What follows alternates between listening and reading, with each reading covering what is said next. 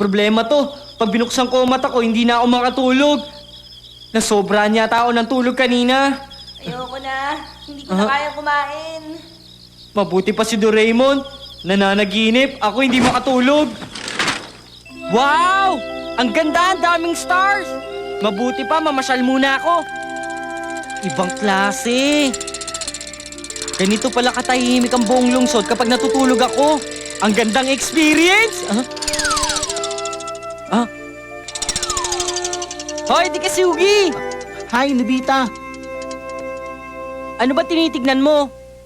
Eto, naghahanap ako ng comet. Ha? Nang comet? Kaya lang wala pa akong makita hanggang ngayon eh. Mukhang mailap yata sila ngayong gabi. Ha? Bakit? Nako, wala. Meron lang ako naalala. Sige, bye! Sige, ingat ha. Ano yung sinabi niya? Naghahanap siya ng comet? Napaka-weird talaga ni Diksugi. Ha? Totoo? Nakita mo si Tikisugi? Oo, at ang sabi niya pa sa akin nung tinatanong ko siya, naghahanap daw siya ng comet. Kung ganun pala, huli na siya!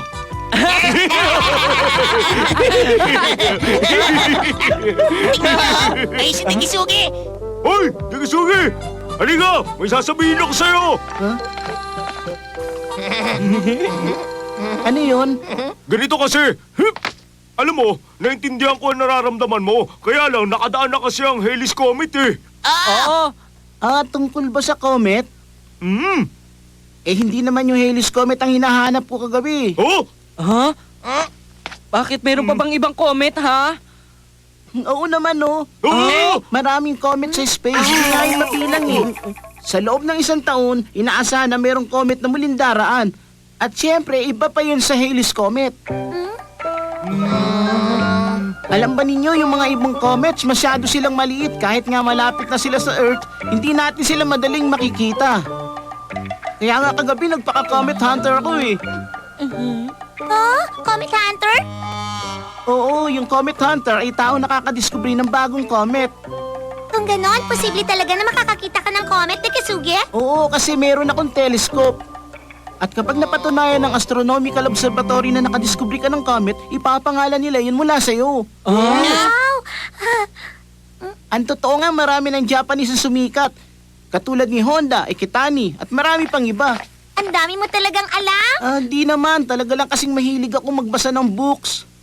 Ha? Sige, mauna na kami ha.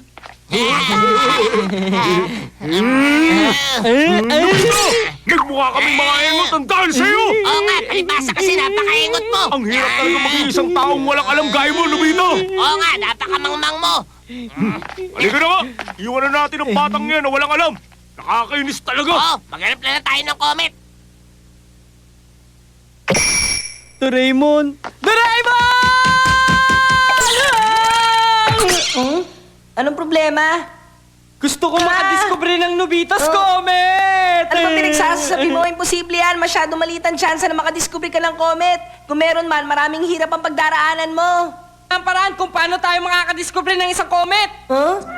Gumawa tayo, tapos discovery natin yun! Ha? Gagawa? Anong ibig mo sabihin? Teka, saan nga pala gawa ang isang comet, Doraemon, ha? Ang alam ko, parang gawain mula sa isang maruming piraso ng yelo. Ganun ba? Maraming ganun sa loob ng rep. Kuha tayo! Oh? Heto na! Huh? Ito yung ice cream na binili ko kanina, kaya lang nahulog sa buhangin, hindi ko na makain. Kaya pwede na natin itong ipadala sa outer space. Ikaw nang bahala, Doraemon! O sige na nga. Outer Space Launcher! Teka, ano yan? Yan ba yung maglo-launch sa ice cream? Huwag ka na magreklamo. O, i-launch na natin. Ilagay mo na yan dito. Oo. Handa ka na ba? Hmm. Oh, Pero isang misteryo pa rin kung paano siya makakalis sa gravity field. okay lang ba sa'yo kung iikot mo na yun ng 3 taon bago bumalik? Anong ibig mo sabihin? Ang ibig ko sabihin, naaabot pa ng 3 taon bago yung makarating malapit sa orbit ng araw. Tapos, sa ganung paraan lang natin maobserbahan ng comet.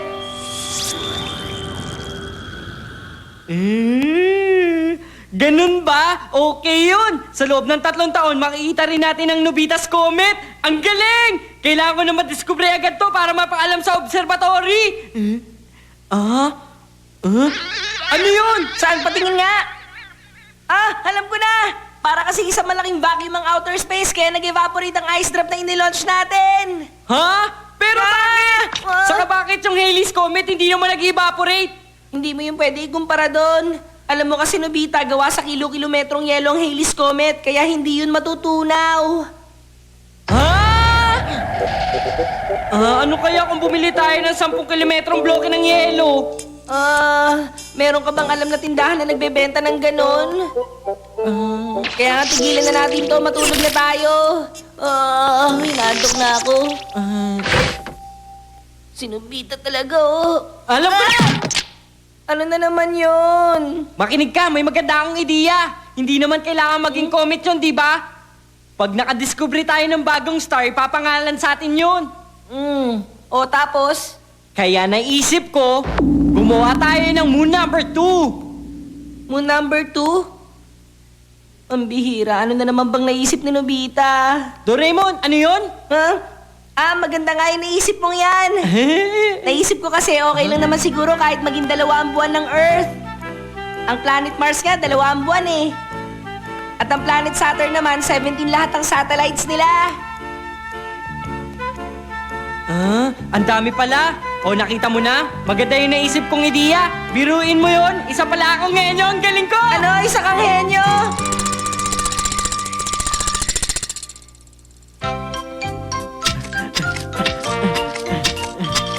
Nobita, tama na yan. Sa tingin ko, ayos na to. Yan, hindi pwede. Kailangan mas malaki pa. Baka kasi mamaya magalit na sa atin ang bundok na to. Kung maliit lang to, hindi natin to makikita mula sa Earth. Oh. Ilagay na lang natin to dito. Sa pamamagitan yan, makakapag-orbit at makakapag-revolve na siya. Ang galing! Ano ba yung revolve? Makinig ka, ang moon umiikot yun sa paligid ng mundo at nangyayari yun sa loob ng 1 buwan. Yun ang tinatawag na revolution. O sige, i-launch na natin yan. Gloves na nakakapagpagaan sa mabibigat. Tara, ayusin na natin, Nobita. Oh, Ayan, nagawa na natin. Ang kailangan na lang gawin ay i-launch ang bagay na yan. Nobita, simulan na ang countdown. 5, 4, 3, 2, 1, 0! Go! Launch! Ang galing! Nagawa natin siyang i-launch! Halika na, obserbahan na natin siya sa kwarto mo. Nasaan na kaya yung ginawa natin buwan? Ayun siya! Nasa 5,000 meters ang altitude niya. Hindi kaya masyado namang mahina yung ginawa kong pagtapak sa pedal? Tingnan mo, yung Mount Fuji! Kinakabahan ako Huwag kang mag-alala, Nobita. Mahigit 3,000 meters lang ang taas ng Mount Fuji. Ganun ba yon? Tingnan mo, nasa may dagat na siya. Mukhang maayos naman ang lahat. Sandali lang. Kapag ganyan ang pagtakbo niya, posibleng nasa 5,000 meters pa rin ang altitude niya.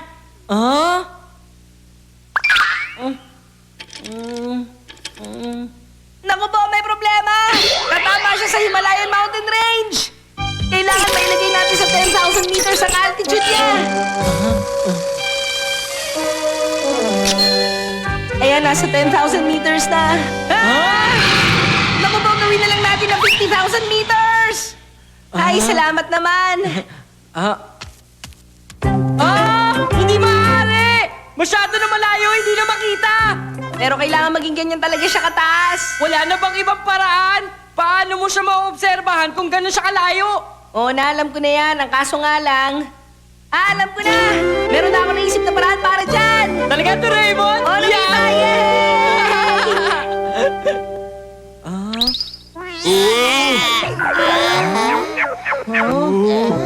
Ano ba yan? Buwan ba yan? Hindi, no? Parang ang weird naman yan. Nagkataon kasi na nagkatagpo ang rotation ng buwan na to at ang rotation ng Earth. Yun ang dahilan kaya nandito siya at nakikita natin siya ngayon. Oo nga, pero hindi naman pwedeng maging buwan ang bagay na yan eh. Oo nga, hindi kami naniniwala sa sinasabi mo, Nobita. Bubbles ka kasi! Uwi na kami. Pero teka! Ay, ang boring naman dito. Kawawa Sige, naman! Nobita, uuwi na rin kami. Bye-bye. Teka lang, bakit? Ano ka ba naman, Doraemon? Nagbuka na naman ako katawa-tawa sa kanila! Nako, nakakainis ka talaga! Nako! Huwag ka nga magreklamo dyan! Ako naman ang nagtrabaho sa lahat ng ito, Kahit sa... Sobra kasi ang mga ginagawa mo! Hindi, no! Kasalanan to ng gamit mo! Hindi ko kasalanan Kung inayos to! Wala mo ang akong kasalanan! pagkakainis, sana ako Kasalanan mo makapaya! Bahala ka ngayon!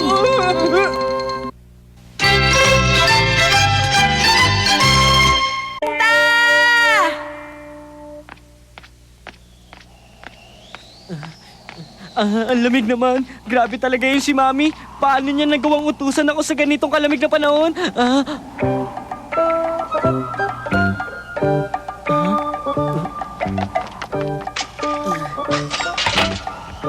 Wow, ang init naman!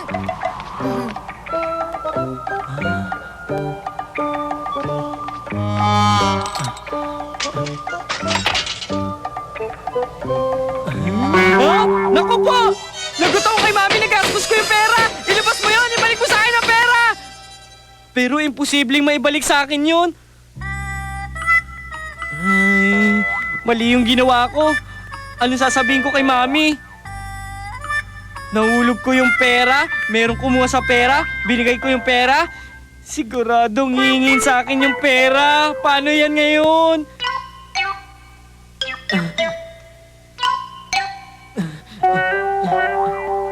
Doraemon! Nandito ka na pala! Teka, anong ginagawa mo?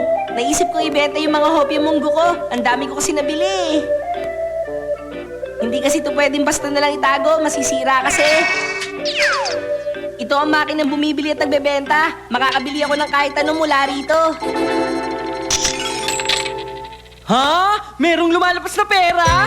Makakabenta ka dyan ng kahit anong bagay. Yan ang tinatawag na buy and sell machine o kaya naman pwede ring vice versa.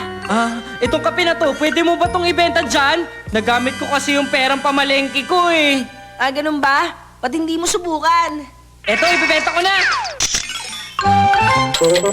Wow! Bumalik yung 100 yen! Ang galing na machine na yan! Sige, alis muna ako! Eto na po, Mami! Mabuti naman. Hindi ba kayo bumilib sa akin? Ang galing ko, hindi ba? Oo na, magaling ka na. Ayos! Mapapakinabangan ko yun! Oo nga, mabibenta ko yung mga gamit ko na hindi na mahalaga. Bakit? Ano yun, Nobita? Pwede rin ba ako magbenta ng sarili kong gamit, ha? Oo naman, pero ibabase ang presyo nun. Depende sa kalidad ng ibinebenta mo. Ganun ba? Sige, ito na lang comics book na to. Ilang beses ko na to nabasa eh. Ang dumi naman yan. Pag binenta ko to, may lalabas na pera. Tapos gagamitin ko yung pambili ng bagong comics. At kapag nabasa ko na yun, ibibenta ko ulit. Kahit ilang beses ako magbenta. Gagana kaya yun? Baka hindi. Sa palagay ko, gagana ng ganun. Bakit ganyan? Bakit 10 yan lang? Paano naman kasi puno ng alikabok yung binenta mong comic book pagkatapos kusot-kusot ang karamihan sa mga page nun? Di bale, marami pa naman akong libro dito na hindi ko na kailangan. Yan. Yan. Yan. Yan. Yan. Ang saya! Kumita ako ng 360 yen! Sige, salamat. Ayos, sa wakas. Matagal ko lang gustong bilhin to. Tingnan mo, sino ba ito? Nanggaling siya sa bookstore. Heto na! Patingin ako niyan! Patingin! Patingin! Ayoko, hindi pwede. Nga? Marumi kasi ang kamay mo eh. Tignan mo. Magugas ka muna. Hindi naman marumi ang kamay ko, Nobita eh. Kailangan lagyan ng cover. Alam mo, napansin ko lang, para masyado ka yatang excited sa bagong libro na yan. O yan, pwede na itong basahin. Halika, magbasa ka na. O, baka makusot. Yung laway mo ha. Teka, yung hininga mo. Nakakatawa talaga. Tumatalsik yung laway mo to, Raymond. Yabang mo naman. Nakakatawa talaga. Ang ganda ng kwento. Ngayon naman, Yan. Ibenta mo yan? Magkano kaya makukuha kong pera doon? Wow! 360 yen! Ang galing! Bumalik lang yung pera Ang galing ko! na makina Saya, yun, saya! O sige, salamat. Nakabili ulit ako ng bagong comic book. Ah! Tingnan mo si Nobita. Galing na naman sa bookstore. At may dali na naman siyang comics. Hoy, Nobita! Kayo pala tamulag. Alam mo, Nobita, parang ka talaga sira. Ba't 2 beses ka akong bumili ng comics sa isang araw, ha? Ah, yun ba? Ewan ko, pero sa palagay ko, sa loob ng araw na to, mababasa ko ang lahat ng comic book na gusto ko. Tulad nito. Mabuti kung gano'n. Ipahiram mo muna sa amin to kahit sandali. Teka, sandali lang. Huwag kang madamot, ipahiram mo sa amin. Ayan, ako kasi ayaw mo kasi magpahiram. Ayun na. Ang sama naman niya. Nobita? Ah, Anong problema? wala naman, bakit si Shuka? Kasi Nobita, gusto ko nang kunin yung libro na pinahiram ko sa'yo dati. Kailangan ko na kasi eh. Yung pinahiram mo? Nalagay ko yun sa makina. Sa makina? Huwag mong sabihin na nawala mo yun. Hindi ko nawala. Ibabalik ko yun agad. Importante ang librong yun. Oo, alam ko yun. Magkita tayo mamaya. Nobita! Anong gagawin ko ngayon? Tulungan mo ako na, Raymond. Tulungan mo ako. Sandali, sa tingin ko pwede mo pa yung makuha uli. Talaga? Pwede ba? Pero makukuha mo yun kung babayaran mo yun ng mga 10 beses ang halaga ng binenta mo. Ano? Ang laki! 10 beses ang halaga? Nung binenta mo yung libro ni Shishuka, magkano ba yung halaga nun? Medyo mahal yun. Bago pa kasi ang librong yun eh. Mga 260 yen yata. 260 yen times 10 is equal to 2,600 yen. Yun ang kailangan mong bayaran. Masyado malaki yun. Saan ako kukuha ng ganong kalaking halaga? Gumawa tayo ng paraan. Yan, subukan natin yung sirang libro.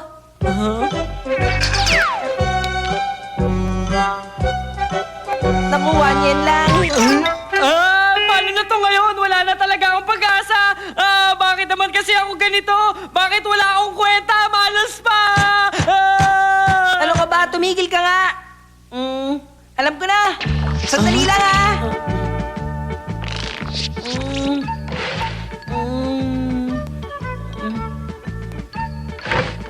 Ayun, nakita ko na siya. Mga lumang dyaryo at magazine to. Ito na lang ang ibebenta natin. Pero sa tingin mo Okay. ba sapat na ang mga yan? Hindi ko alam, pero wala namang masama kung susubukan natin, hindi ba?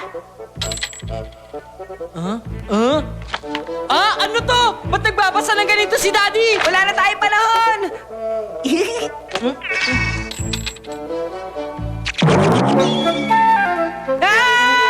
Ang laki!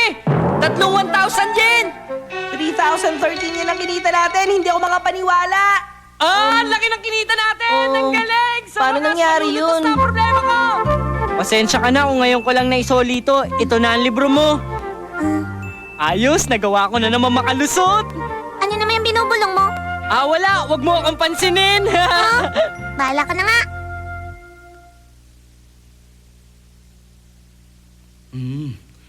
Ay, bakit wala yun rito? Nandito lang yun ah. Ano bang hinahanap mo dyan, Daddy? Ha? Ano kasi? Nakita mo ba yung magazine dito, ha? Anong magazine? Wala. Hindi yun importante. Halina kayo, magmerienda na tayo. Opo!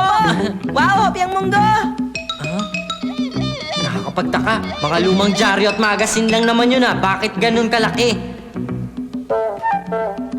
Ay, sa magazine na yun, doon ko inipit yung ipong kong 3,000. Nasaan na kaya yun? Daddy, may problema ka ba? Ha? Wala yun. Wala akong problema. Ay.